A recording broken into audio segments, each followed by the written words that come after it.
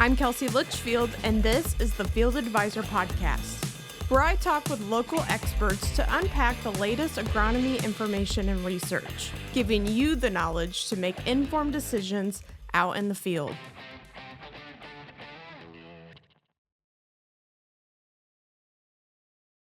Welcome back, everyone, to the Field Advisor Podcast. I'm Kelsey Litchfield, joined by Stephanie Porter, Illinois Soybean Association. And we have a new face you might not recognize, Dr. Matthew Vann from South, but soon to be Illinois resident, who's the newly hired Extension Director. What's your official title?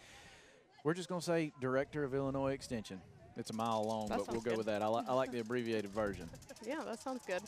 So let's just start from the beginning. Tell us where you're from originally. You were talking last night at the alumni director or alumni reception about growing up on a farm, things like that. So just tell us a little bit about who you are. Yeah. Well, let me start, Kelsey and Stephanie, by thanking y'all for the invitation to be here. You know, we've got a beautiful week here, Indicator at Farm Progress Show. Oh, yeah. My first Farm Progress Show, so it's really good to be here. Enjoying a lot of the interaction, meeting a lot of new people, and finally having a chance to put some faces with some names. So again, y'all been a big part of that, so I appreciate it. So yeah, a little bit about my background. I was born and raised in North Central Florida. I grew up in a little town called Mayo, which Mayo? is Mayo, like mayonnaise. I knew you were going to say that, so yes. It sounds like it's not Rio, it's Mayo. That's right. That's right. So close enough. But yeah, it's named after an individual, that was down there in the 1800s. Lafayette County, very rural. Even today, there's about 8,000 or 9,000 people in the whole county. So very agrarian-based. Farming is a big deal. Timber industry has historically been a big deal, but it's located in the Big Bend area. So before you get into the Panhandle, if for anybody that knows maybe some of the bigger towns in North Central Florida, it's about halfway between Tallahassee and Gainesville. Okay. So it's about 30 miles off the Gulf Coast, and then about maybe 30, 40 miles as the crow flies, as we would say, from the Georgia line. Okay. So I grew up there. My family's been in Florida since the 1820s when it opened up as a territory and then a state. And the farm I grew up on was started in the 1880s by my father's family. They came out of Georgia after the war and homesteaded where we live. So started as a cotton farm, and anybody that knows history of ag in the South, boll weevil comes in, takes out cotton essentially everywhere. And it was a little bit fortuitous that about that same time, this new crop called tobacco came into the Deep South and then transitioned to a tobacco farm and grew tobacco up until the 60s or 70s. And then now, growing up as a kid, I was born in the late 80s and then spent my formative years there in the 90s and 2000s. We were what you would consider for that area a very typical small family farm. So we had beef cows, timber. I can remember as a kid doing some truck farming where we were growing squash and trying to sell it kind of wholesale at the farmer's market. But that was not the primary source of income for our family. My father, as we kind of lead in here, was a county extension agent. So he worked with the University of Florida. And then my mother was an elementary school teacher. So, you see kind of this balance of, this formal education with your youth from my mother's side, and then my father's role as an extension agent with more of the adult education. And really, if folks don't quite understand extension, for me, it's kind of this continuing education, not necessarily in your traditional setting with youth. Obviously, we've got 4-H that plugs into that. But, you're really focused on outward engagement with, adults and again, even youth to some degree. So that was really where I, grew and developed this appreciation for agriculture. Worked on our small farm and then worked off of our farm for neighbors in a diversity of crops. And again, seeing what extension can do and knowing that my father could have a positive impact in our community where people have a need, and he's able to provide that. And the beautiful thing about it is it's free of charge, and it's good information. It's backed by science. And so as I kind of began my journey professionally, I enrolled at the University of Florida, graduated from there with a bachelor's degree in 2009. And that was kind of where I said, well, what are the next steps?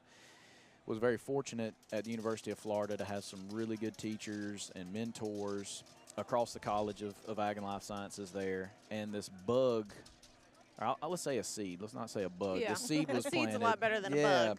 The seed was planted, about those next steps. And graduate school kind of became something that I had my eye on.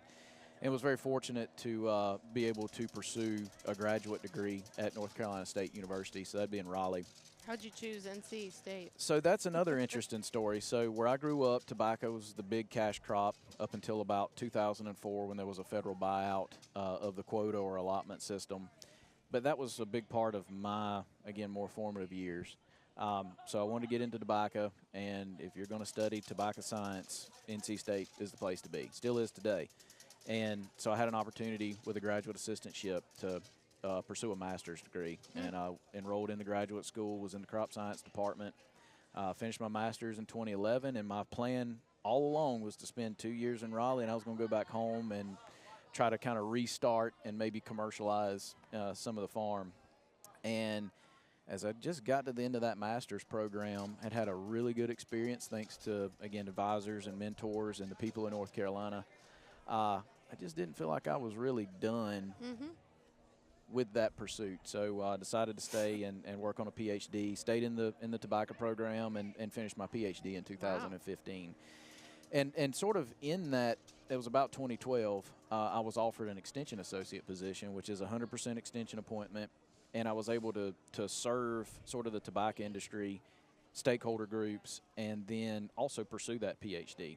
And again, finished that in 2015 and rolled into a faculty position where I had a 70% extension, 30% research appointment. And that really, again, started that professional journey of that focus on extension. And it also brought about the ability to start a research program that was going to feed into the extension program. And what we try to do with the extension program is really a two-pronged approach where, number one, we're eyes open and ears open. We're listening and learning from our stakeholders. We want to know what their major issues are. And then we go back to the drawing board and come up with research programs, field trials, greenhouse trials that can address those issues. And then we translate that back outward. So that was kind of the template that we used. And along about that time, I met someone at NC State that was from Illinois. Oh, who's that? That would be my current wife. I guess at the time would be future wife, Rachel Vann now. She was Rachel Atwell at the time from Henry County in Geneseo. Had never really spent time in Illinois. Had no real connection or frame of reference for the College of Aces or University of Illinois.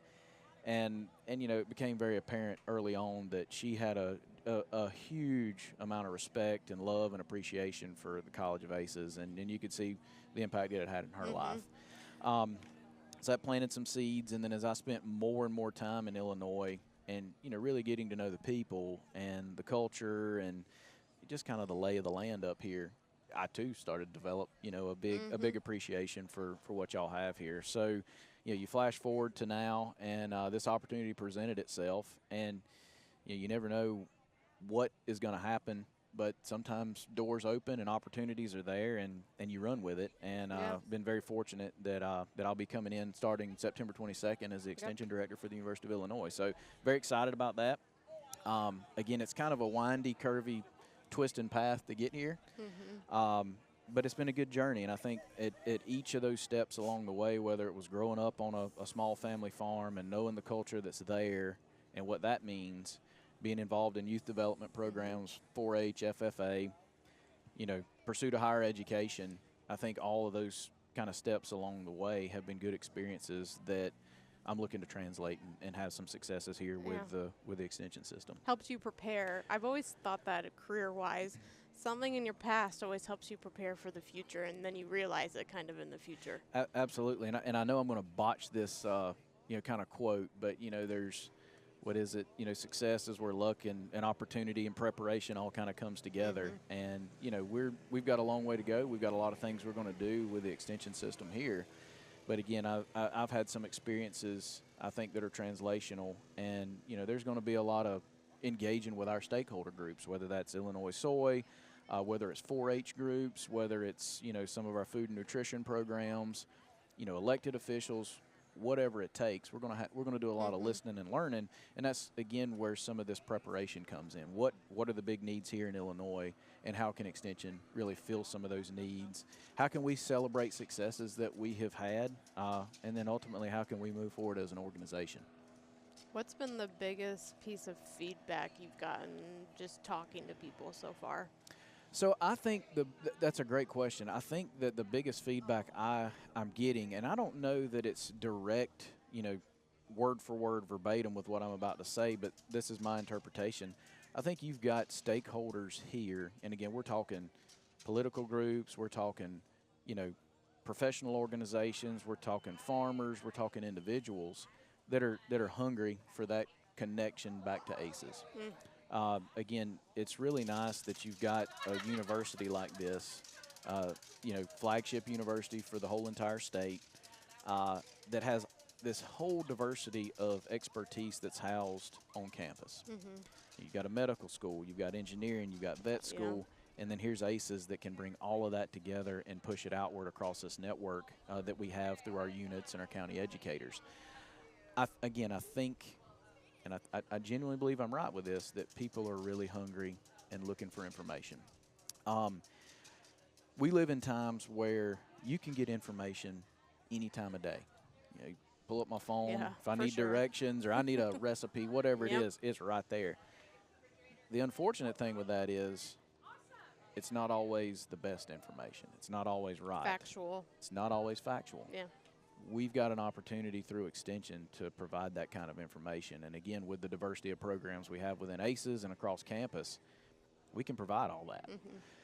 And I think that's what folks may not exactly realize. And one of my goals, and this is going to be a long-term thing, is to make Extension the #1 place that our stakeholders go for information. And again, it's going to take a lot of partnerships. It's going to take a lot of collaboration. It's going to take investment. And again, that starts with the listening and learning and engaging to really know where we need to be with all that.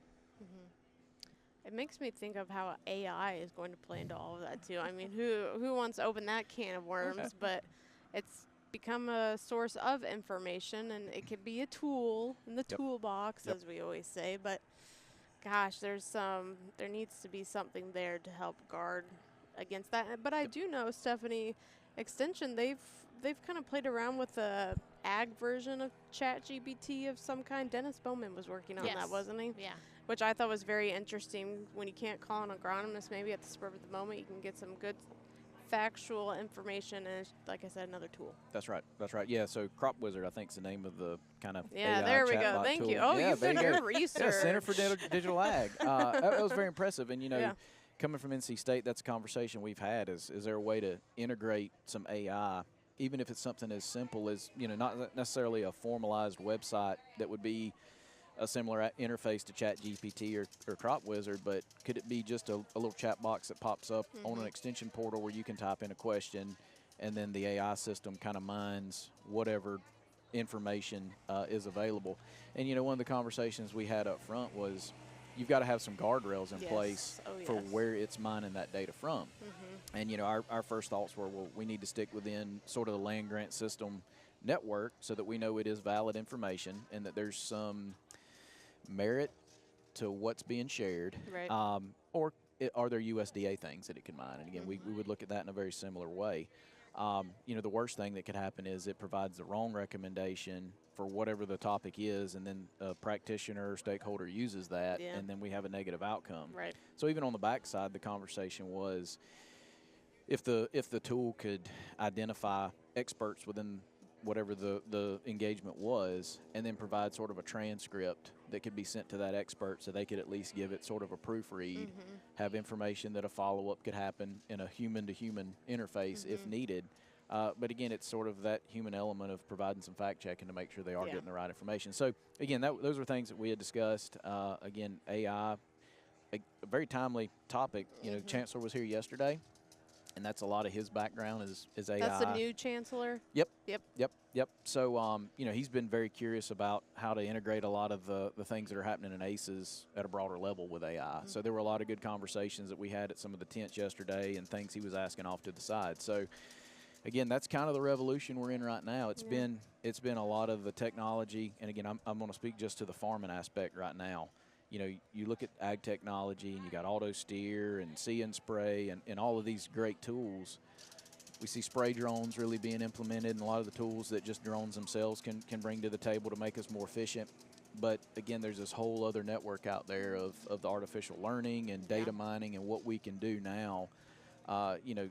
you can put a computer system in place to mine, I guess, billions of data points to come up with an answer that may take us weeks to kind of churn through. So again, we're on the cusp of that. I think you're exactly right. We've got to do it in the correct way to make sure that we're again sustainable with a lot of the programs that are developed, and again that they are feeding the right information outward.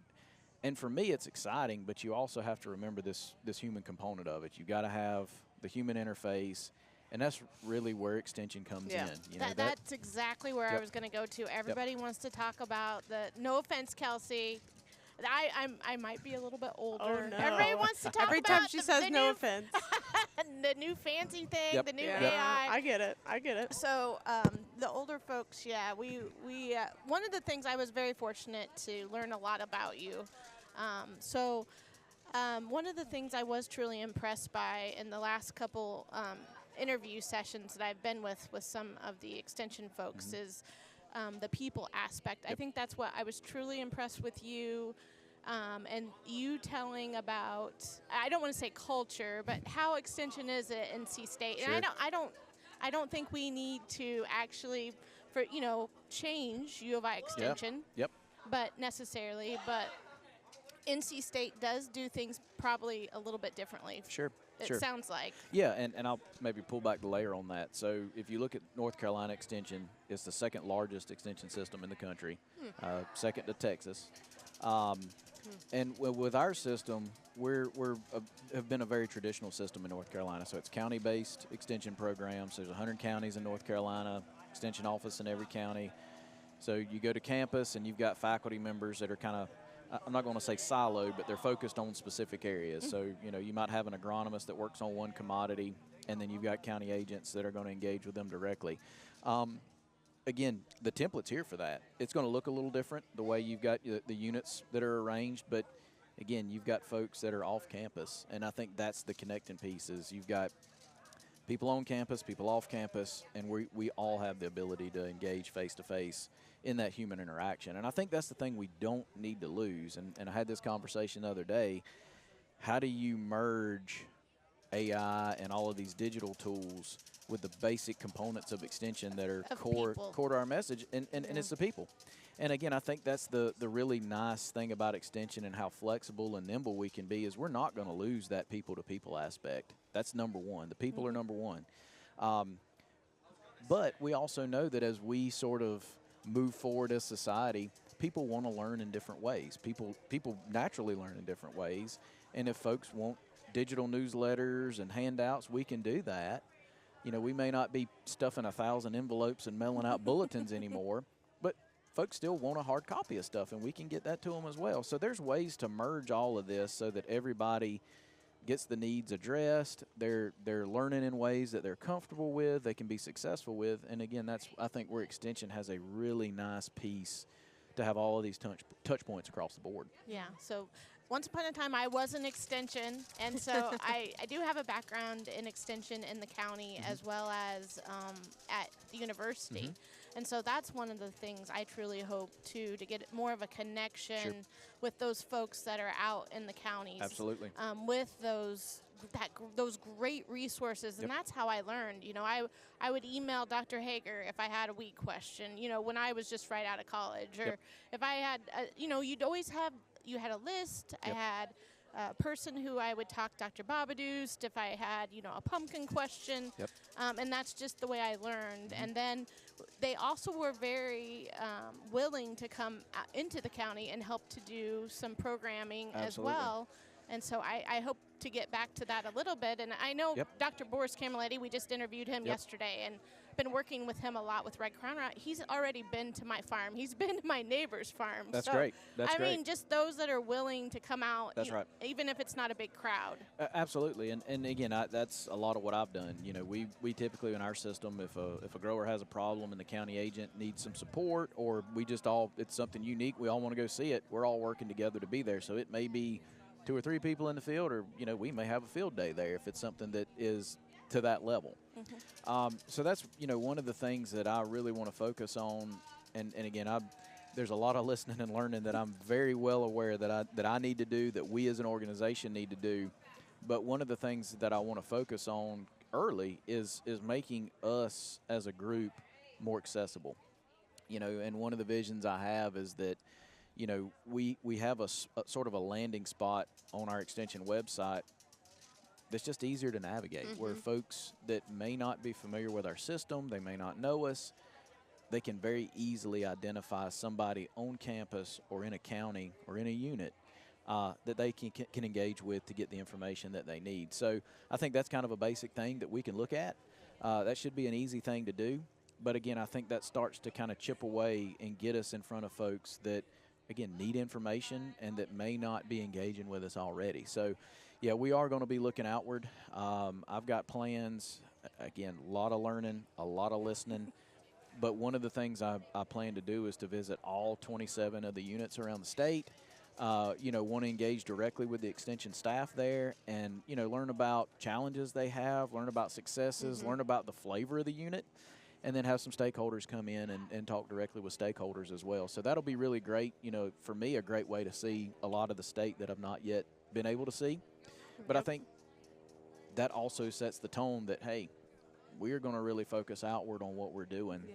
And I know we love to talk about ag, and it's a little bit more ag focused, but we know that extension's much more than that. Absolutely, absolutely. And it's not just farms; it's That's right. also urban here in the state. So that's a big deal. It's a big state around here. No, it is. It is. And I think, you know, you look at some of the more urban areas, and that gives us a chance to show up in those areas, address needs and hear concerns and talk about these successes. But it also starts, for me, to bridge some of that urban-rural divide. And I focus on that specifically, and we as a group are going to focus on that because you look at the state of Illinois, and the numbers that I've seen reported is that it's about 11% rural.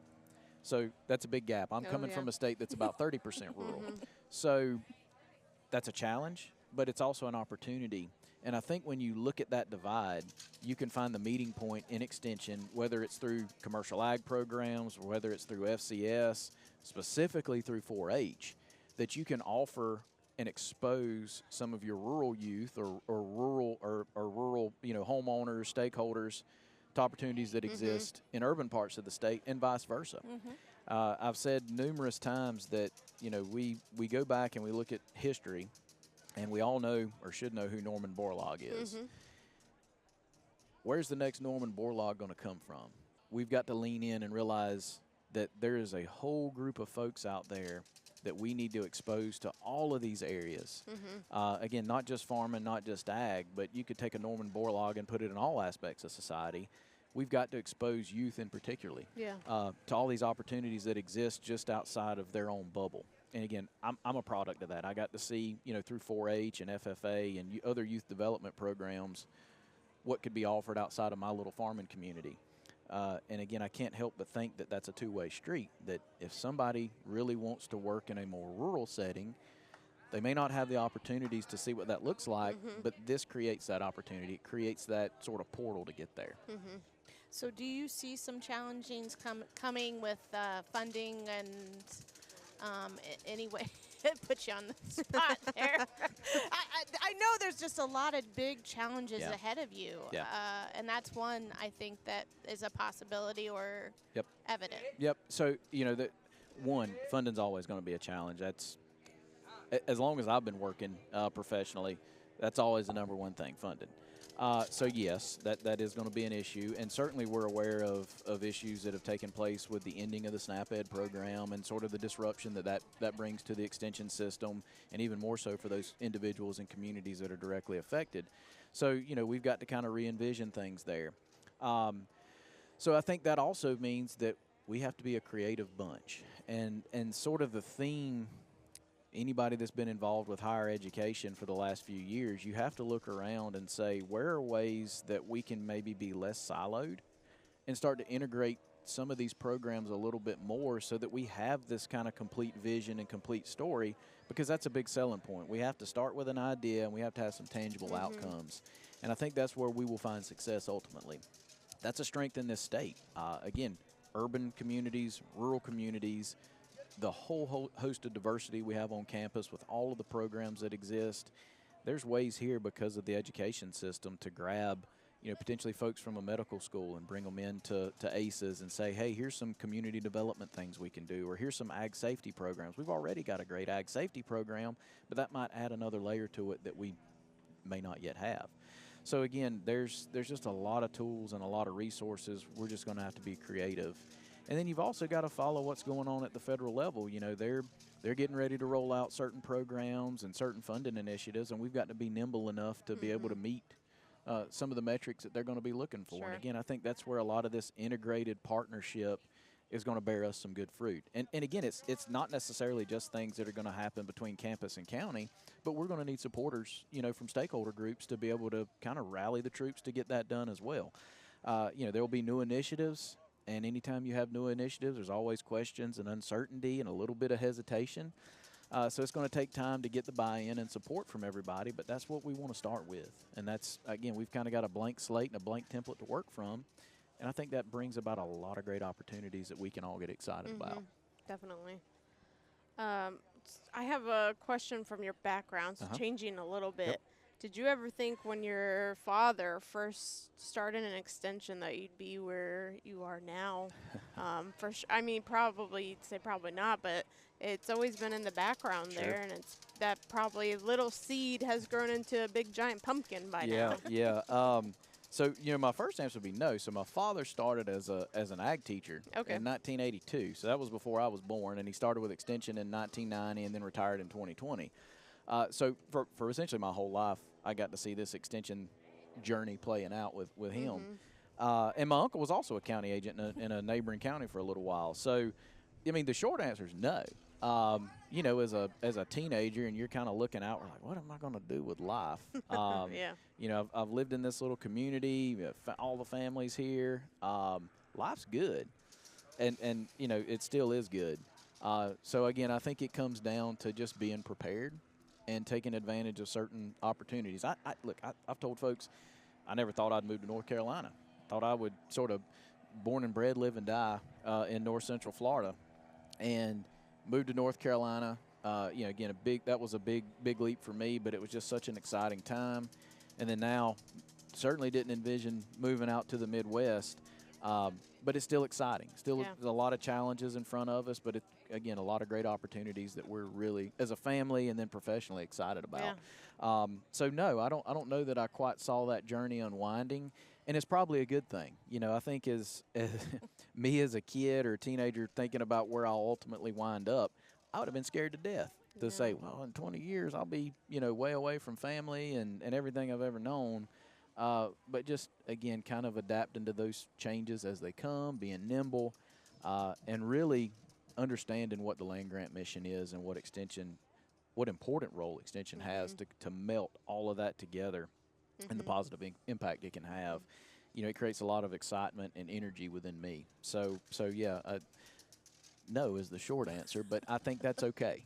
And that's an honest answer, because some people will be like, I kind of did. But Stephanie, we had this conversation this morning. You just never know, even 5 years down the road, where you're going to be, what opportunities are going to present you. So I always tell people it's good to keep connections. I feel like the word connect keeps coming up.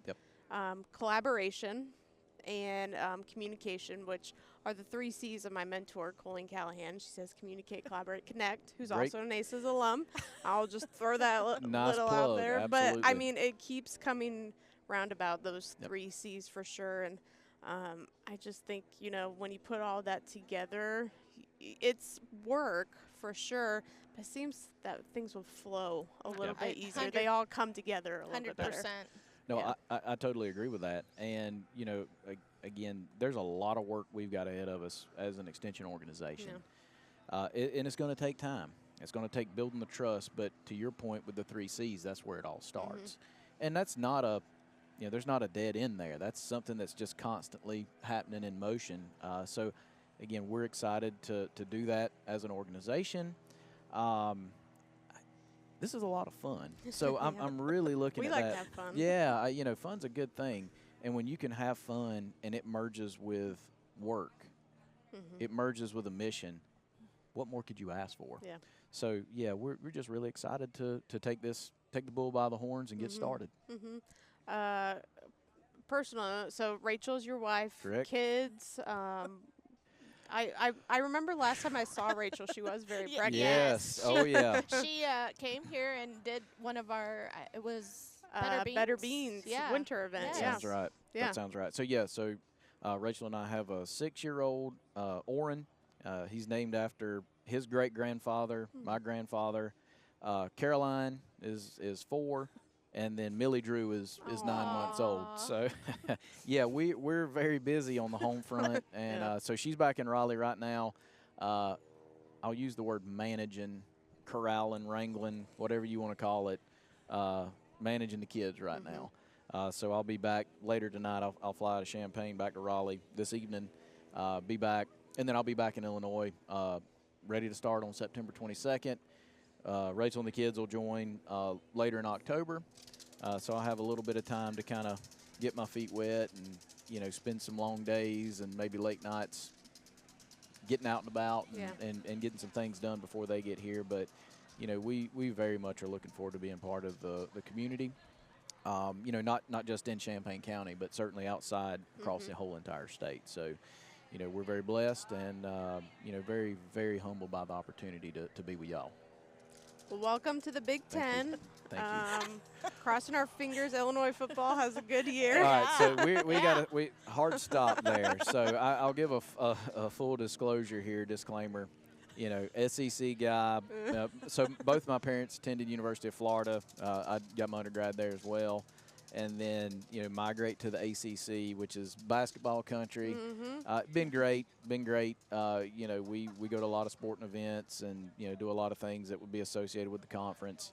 And then now, again, you never know what's going to happen, but transitioning to the Big Ten, I will say my biggest surprise is hearing that this is a basketball school. Oh, this is heck a basketball yeah. town. Yeah. For sure. You know, I thought I was leaving a basketball town in Raleigh with Oh, NC heck State. no. So, yeah, Big Ten, you typically think football, and obviously Yeah. there's been a lot of success in basketball. You know, we've certainly, with my wife being Aces alum, we've followed Illinois basketball and Coach Underwood. Shout out to Coach Bielema. You know, ended on a high note last year. Yep. I'll say it. I'm a college football snob. You know, this is the most wonderful time of the year. We got a nice, crisp day. Yeah. College football officially starts love it. tomorrow. The Illini play Friday night.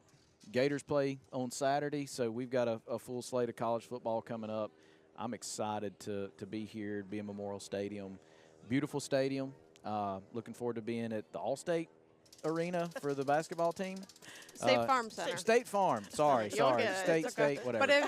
But you can also say Assembly Hall, and we will Okay. accept that because See, that's learned what I something say. there. The All right, Assembly perfect, Hall. Perfect. So, you know, looking forward to supporting them. We attend a lot of we have season tickets for women's basketball. Oh with yeah, NC State. So they're yeah. we actually ran into Coach Wes Moore, who's the basketball coach of the women's team at NC State.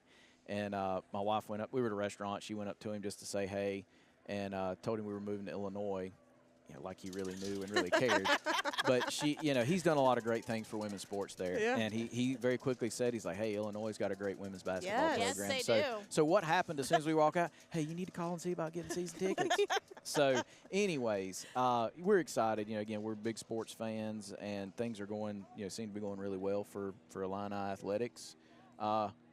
Maybe on another note there I'm looking at maybe some opportunities to partner there. Well, you talk about connection. Sports brings yeah, people together yeah, too. That's right, and that's another great outlet.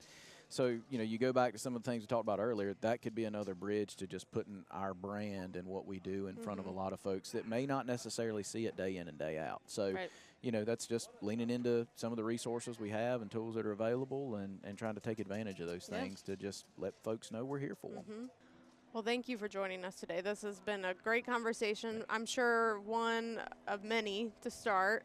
We'll have to get Rachel on here, and we can just have a big family There podcast. you go. Yeah, there you go. Because we enjoy following Science for Success, which she's done through NC State, and produce a lot of good and solid information out of there as well. So we'll be eager to welcome her back to Illinois as well. Great. Yep, excited to be here. Thank y'all for having me today. yes. I have really Thank enjoyed you. this. Thank It's you. great to connect. Thank you.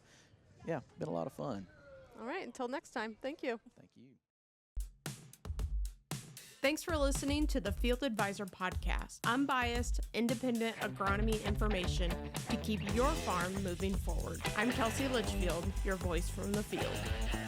This podcast is funded by the Illinois Soybean Association Checkoff Program. Stay connected with Field Advisor on social media. Follow, like, and share to keep the conversation going. And don't forget to subscribe to the Field Advisor Podcast on your favorite podcast platform.